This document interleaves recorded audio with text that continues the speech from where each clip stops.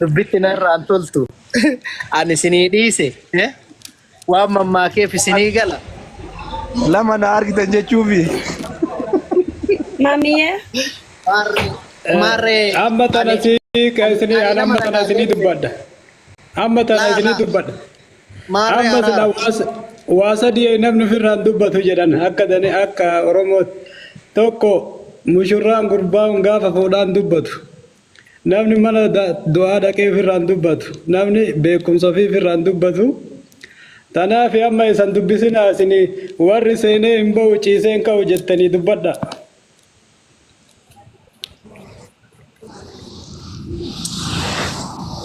Ani waan hundaa bosonatti kennadhe Oromiyaatti kennadhe anarda harda afaan kiyyaan isan narraa dubbata. Waa takka inni boonetumaan ta'uum.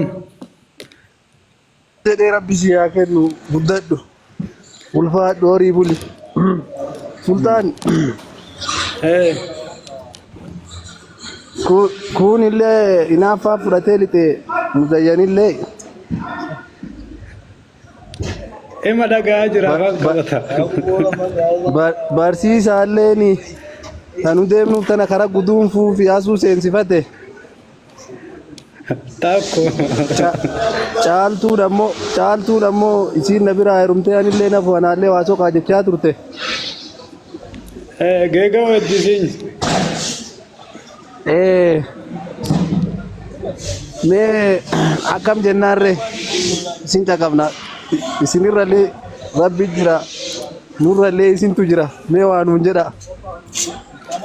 Bare isiniin jenne nuti akkuma wala qophoofnee jaayisa taanee jennutti isin eegu jirra. Isin amma gara biraan nurraa gortanii osoo mucaa qalbiin nu bira jirtu. Hin gorree maarree. Akkana kunoo cululle. Asii fuudhanii kunoo suuraa isaa profaayilirra kaayatanii. Haganumatti. Cululleellee tama dura kaleessuma cululleellee tama dura buutee ija fudhataa jenneemi. Kanaafuu kennadhaa kunoo. Yoo akkam kennan. Kaasisiisa ta profaayilirra kaayatte tana dura. Yoo arraballee nutti hin hambifne jarana fiddanii jettanii waan finnillee hin qabnu micayyoon tun hardhaa miti. Dur gurbaa kana jaalatti. Namni hardhuma argee hardhuma ol bahee profaayilii nama hin kaayatu. Sultaan siturraa fuudhe moo osoo maarraa fuudhin dubbatan? Haa dubbatanii barsiisaa durallee dhaabatuu hin dandeenyu. Barsiisan inni ijaaramatee hin diigu. Seelallee dubbii tana isaanuma ta'uulallee diigamee deebisanii haa ijaarani. An amma dubbillee jaaruun hedduu diigulleen hedduu wajjuma jaarraa diinullee wajjumaan deennaa sultaanii kennaa wanna nama jedhaa jiru ijoolleen tullachuu mucaa kana hin jaalatti. Arsiin dur yoo dubbiin akkana argame akkam godha. Akkana goona ka. Asuun tun na booda dhuftee namuma jajjabaaf dubbataa namni yoo namni callisee namaan dubbatu barsiisaa galata. Dabbuusaa. Guddoon gana. Sadaffaa goona. Hanga duraa maarafta? Irriiba ifirratti maarafta? Lakki Oromoon safuu qaba jeetumaan safuun cabsu jee taa'u ture tara takka dubbadhe gaayagee isaan dubbatanii jeeti.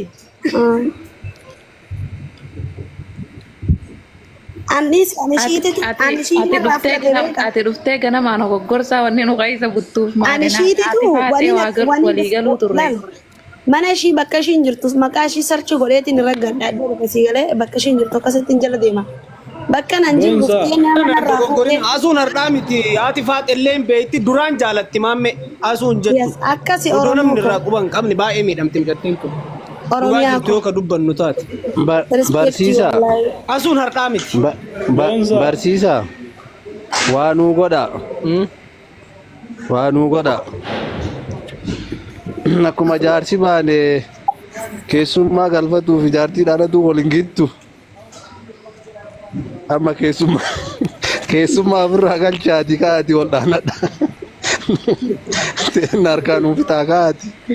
Eegasii booda tamattuma dura dhufte tanaan finnee kaanee ta'anillee wayi waa takka lama fuudhani takka tanaan hin dhaabatani. An akkana fedhe Mee tanan obsa. Akkam beetan. akka raachinis akka haroonis hin goone akka raachis hin duune jedhee awwala lama taananii talammataa tana mee madaabadha jedhee onni jedhe tasadaffaa tan ammaan hin danda'u intalli tiyya tasadaffaa irratti fuudhanii miti guyyama tokkoon caarata irratti seenuun hin taatu. Maarree akkasillee jette ardaa oliin jenna ardaan jedhe anaanii miti. Ardaa keetiin mari'adhu naan jedhe guutii naa kenna. An guutee finaaltii kennaa jira. Achitti isin adda baafadha amma warra fiddanii dalgaan seensiftan kan akkuma seensiftaniin baasa.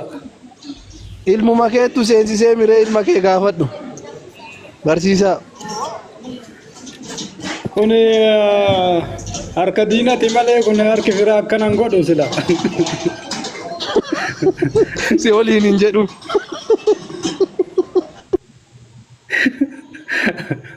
Barsiisaan akkami qophaa'ee dubbiin haa tolcha jedhee eegu fidee asuun durumaa isii dura jaalatti jedhee osoo alatti hin mari'atin paablika marratti naan jedhe kun haamilee intala tiyyaa cabsuuf deeman malee tolchuufi miti mee isin achi wallaala. Maarree manguddoon biraallee nu biratti yaada. dubbachuu dhiiste. Manguddoon biraallee nu bira jirti yaada nu haa dabaltume. Yoo akkuma waa fudhatanii lixan saniin ka waa fudhatanii achiin hafuu baatan taate wanti nu haasaarra yoo dhagaame. Mee isillee dubbifna takka haadha faatee hirrifattee jettiin. Hirrifanne meebi. Viidiyoo bana dhimmee bi elektirikii qabachuullee ni malaamiyattii tante. Anuu bana shakkaa barri faatusa shakkaa amma. Mee isin maanuu jirti jechuma barbaade. Waan biraa oofadhaa maaliif inni jechuun waan waa'ee kiyyaa keessaa dhiisaati amma waan biraa oofadhaa. Kalaas rifatuun kun amma harka isinii kennine kunoo.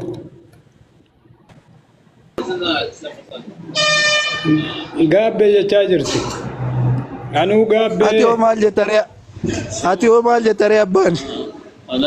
Ani amma isin maa sunu nagana qabdi isima sana barbaadu deema bakka isin bakkuma karraan seenta sani nama karrumaan baatanii.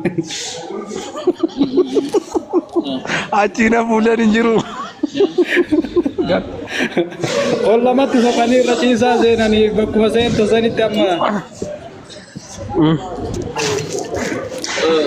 Achuma isin anillee amma isin amma qajeelte iyyuu barbosona.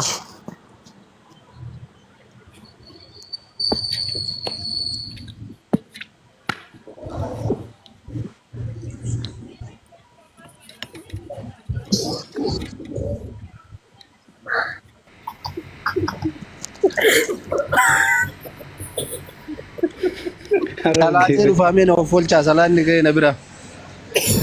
Sultaan barama dubbiin qajeelte iyyuu gara tokko godhatte. Kala dubbiin gara tokko gortee fixadhaa bari amma goosalee milikoodha amma milikuufi. Da'iiqaa kudhan qofa asumara. Qalama diimaa baabana dhufanii ni kaagoona fi faaxeen harka keessaa fudhatte natti fakkaata. Haati faaxee yoo duraatu hirrifattee isin amma jaarta ishee ka fidadha amma anillee isin waliin hamoommota. Maarree akka Baqqalaa Garbaa baane bakka matakkatti itti lamanciniin namnu nutti hafu teessan maraa dhiifnee biraa galla mucaa ilma keenya fudhanne. What? Waatii miti jabbilee eegaarra nu asitti. Nuti teessan isin kabajaaf isin gaafannee kabajaadhaan isinirraa haadhatu fudhachuu jirra malee keessaa fixachuu ni dandeenya maamiyyee qalama diimaatu tuqadhee jira namni takkas maqaa sin dha'in. Nuti illee bari ilma keenya akkuma abbaan intala ofii karaa irraa galatuun ilma karaa irraa galatuun hin dandeenya. Hin jirtu wanni akkasii hin jirtu. ani yoo kana haasuu dhugamatti keessaa naa barreessitee si tiktaak irra dhufaa maammiin barbaadee ture. TikTok irratti nagarree jettee haadha faaxee jala dhuftee fooloo godhattee jirti dhugaa dubbachuudhaa fi guyyaan guutamee jira namni yoo dhugaan jaalate walaakin numa milkaawaa. Maqaa kiyya lafa kaayi, maqaa kiyya lafa kaayi.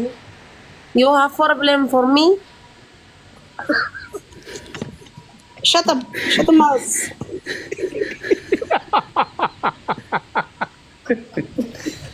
I don't have any problem with you. I'm telling the truth. Dhugama jirtuun dubbataa jira. Yes. Waan mucattiin naaf jetteen jedhaa jiran iskiriinshatii godhee fiduu nan danda'anatti barreessitee dhiyoo kana maammee beektaa bilbila isaa qabdaa maal jedhaa turte. Jaalalti tun beektanii namni yoo dhugaan garaan jaalate guyyaa eeggatti malee. Itoophiyaa biyya gubbootii fi biyya walloo keessa teessee dhugaa dubbattaa sirra dhugaa sirraa eennamoo eessa ka jirtu dhugaa sirraa eenna. Abshir miira keessaa bahee haadha faaxee jaalalti atillee yoo dhugaan ka jaalattu taate rakkoon tokko hin jiru laalletumaan arsiman mala dhayaa. Suleymaani bara abbaa mana ishii tokko. Noo sanii miti bara eessa jirta eessa dhaabbattee dhugaa sirraa eenna. Waalaikum assalam warahmatullah.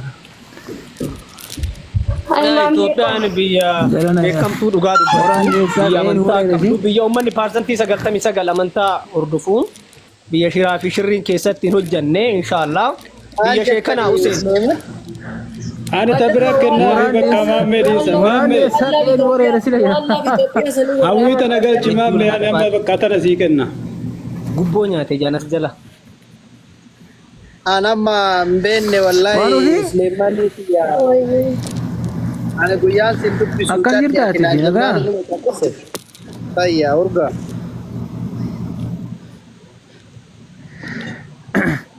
Maammee kiyya namni ammaa kun hin amansiisu warroota oseenan kana duuba isaanii qorattu malee waan jedhiniin ka tarii duubaa waajjira waan ta'eef amma sheernu goonaan kuloo asitti qabeenyi saamamaa jira jennaan dhufe anuu. Arsi jamir dhiirri keenya kaarsiidha. Dhiirri keenya kaarsiidha. Nyaattaniillee barama rakkoon keessa maal beektani. Kun hundi amma anatu iyyuu maammee maqaa dhahee banaan isin fayyadaartan kun hundi anatu maqaa dhahee sanii amma an dhiisee mucaa dhiisaaf haa jiraatu. Suleymaan qabeenya kamtu si alaa bade mee? Eessa jiraatu kana? Asukoi. Asukoi mee Suleymaan Ani akka asiin dura dhageettillee gara maammee kana namni xiqqoo qalbiin cabee gartee ol bahee dubbachuu sodaatee ittuma of keessa qabatee of keessatti miidhamaa jiru aasuun dhaga'ame aasuun dhaga'ellee beekallee. Ati faatee hoo dheessaan dhuftee maali hunda kanaa kun barbaachisa jari lama hiriirratti fakkaanne bakka silaa jajjabeessuu qabdutti maal irratti fidee waan akkanaa dubbisere. Suleymaan achi sin gaafanne bakka qabeenyi kan keessi alaa bade si gaafadhe. Haadha faateeti guloo bahee.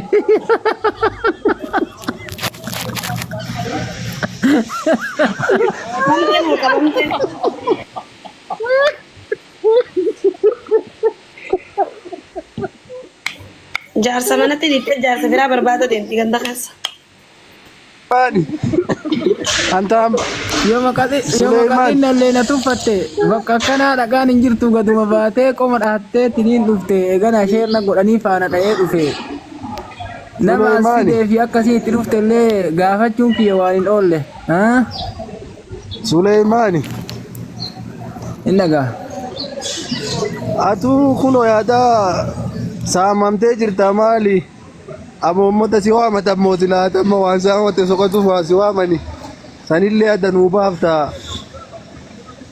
Eegaa sun jiraatte asuun kophaa ofii jirti asuutti achi gadaadabu jettee gara asuu qaqqabaartamoo si akkamiin maqaadhaanii fi hiriira nu baartamee adda nuu baasi. Lakki sargiillee nan waamanne. Wama duraan naan beekaniifi. Waalaikum salaam warahmatullahi wabarakatuh. Ready? Homa duraan waan naan beekaniif homa duraan na bira arganiif sila namni kuni wanti duraan haasa'amu jarri kun sila akkam waan jedhaniif keessaan sheerna godhanii bakka atin jirretti si harkaa irra mirqaanu jiranii kormaa kiyya dhaqi saamamte naan jennaanuma dhufe kana saameefi kaasitti irra burraaqaa jirullee buleessuma kiyya nan fakkaate waan kana dalaguuf waan akkana godhuuf tarii quba dhabuu mala mee isa naa gaafattan ka. Ati adda baasi ka sitte akkas taate ga dhufte dubbiin Suleymaan qabeenyi kee kaminni maqaa dhayi. Qabeenya sultaani. Qabeenya wajja baafate. Qabeenya wajja baafate. Waa wajjanuun bayintu jira. Qabeenyi eega wajjanuu bahe gaafa tantee godhan sanii isaan achi dhadhemu garuma miila jalaatiin fixattanii manatti waliin galtanii kan addanuu haa baasu. Akkami qabeenya godhatuu danda'e. Maarree adda isinii baasa waan maalii fi maaliin qabe gad hin dhiisu jedhanii yoo ragaallee qabatamaan barbaaddan guyyaan sun viidiyoo jira waa mala jira qabadhee as dhufaati tarii waan san hin agarre ta'uu mala osoma san argu gartee yookaan qal'inuma kiyya kana tuffatee qoma dhahateetiniin gartee waan kana dubbachuu danda'eeti. Kanaaf ka ragaallee dhiheeffadhe oonaan jettan nama hedduutu ka ragaallee dhiheessuu danda'ullee as keessa jira. Homa isaan saalfadhuuf homa isallee kabajuuf as jala ture. Qalbii mana cabdeen as jala gartee doddoohaa dhaqee homa jabaate xonna seensise. Maarree dubbiin akkana boonsa. Hoseen. Boonsa.